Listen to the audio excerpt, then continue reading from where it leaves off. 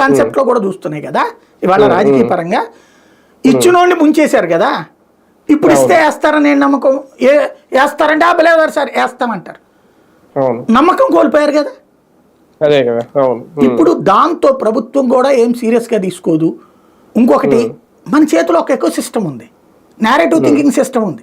ఇదివరకు చూడండి, ఎవడన్నా చిన్న ఉద్యమం ఎవడు కనుక వాళ్ళెవరు పాప మా మధ్యలో శాలరీ హైకులు ఇచ్చి ఆ ఇంటర్మ్ బోనస్ వెంటనే రాగానే ఇచ్చాడు. జోక్ ఏంటంటే జగన్ రాగానే ఇంటర్మ్ బోనస్ ఇచ్చాడు, ఓడగొట్టారు కదా.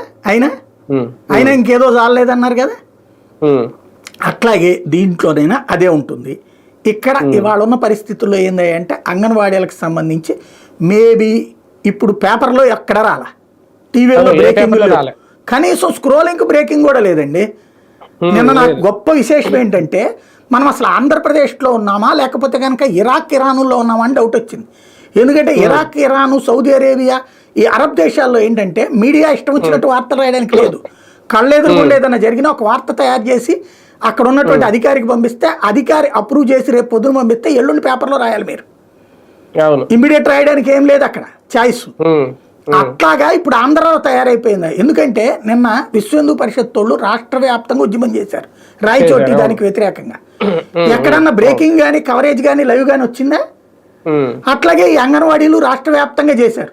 వాళ్ళని ఎక్కడికక్కడ ఆపారు. మీరు ఇందాక చెప్పినట్టుగానే వాళ్ళని అర్జెంటుగా మీరు ఆ ఫైల్ తీసుకుని రావాలన్నారు.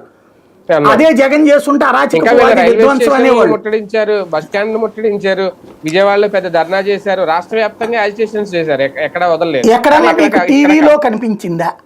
లేదు, అదే అంటున్నాను, కనిపించలేదు. సోషల్ మీడియాలో కనిపించిందా?